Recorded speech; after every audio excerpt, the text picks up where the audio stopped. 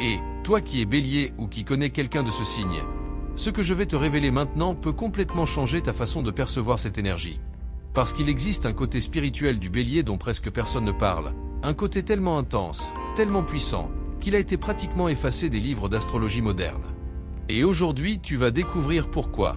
Quand on pense au bélier, on imagine tout de suite cette personne impulsive, courageuse, qui fonce sur les défis, n'est-ce pas? Mais et si je te disais que tout ce courage a une origine spirituelle beaucoup plus profonde? Le bélier n'est pas le premier signe du zodiaque par hasard. Cette position porte une signification occulte. Le bélier représente la naissance de la conscience individuelle, le moment où l'âme décide de s'incarner et d'expérimenter la matière pour la première fois.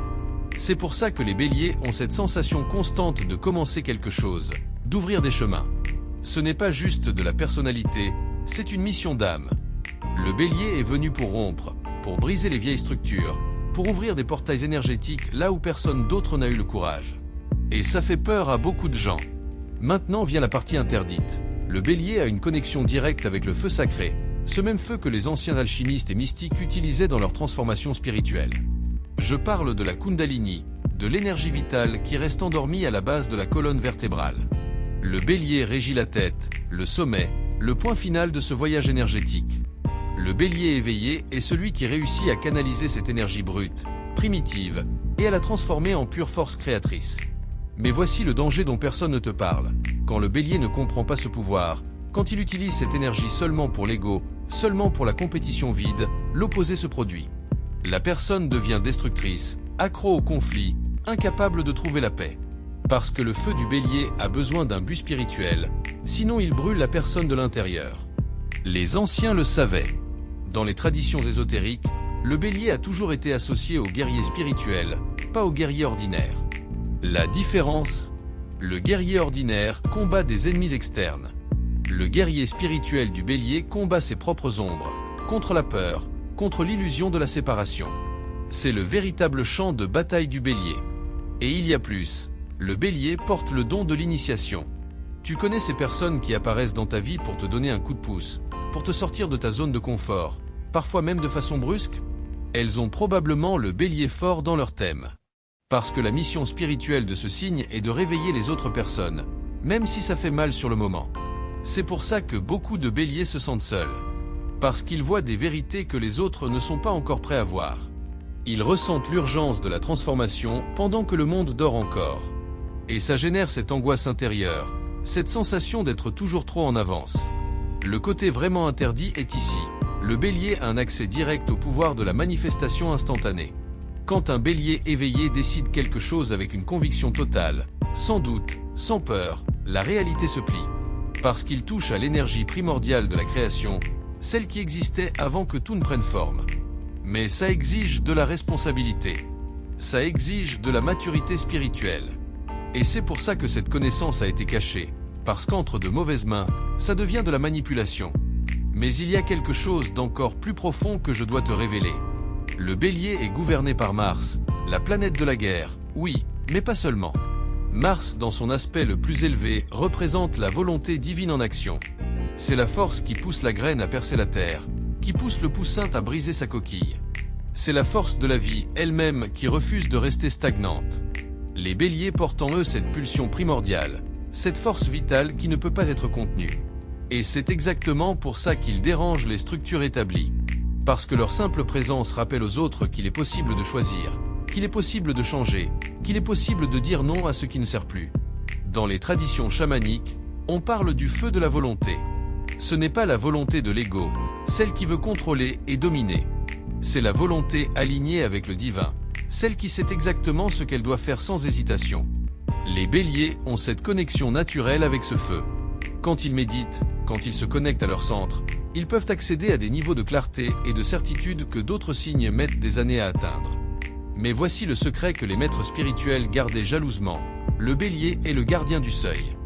Dans les mystères anciens, il y avait toujours un gardien à l'entrée des temples, quelqu'un qui testait si l'initié était vraiment prêt à entrer. Le bélier joue ce rôle dans le zodiaque. Il teste, il provoque, il défie.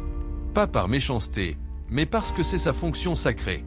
C'est pour ça que les béliers attirent souvent des situations de confrontation. Ce n'est pas qu'ils cherchent les problèmes, c'est que leur énergie force les autres à se positionner, à sortir de la neutralité confortable, à choisir un camp. Ils sont des catalyseurs naturels de transformation. Et parlons maintenant de quelque chose que l'astrologie commerciale ne te dira jamais. Le Bélier a un lien profond avec la magie du sang. Non, je ne parle pas de quelque chose de sombre ou de dangereux. Je parle du fait que le Bélier régit la tête et par extension, la circulation du sang dans le corps. Dans les traditions anciennes, le sang était considéré comme le véhicule de la force vitale, du chi, du prana. Les béliers ont une capacité naturelle à revitaliser leur énergie rapidement, à se régénérer après des épuisements que d'autres signes mettraient des semaines à surmonter.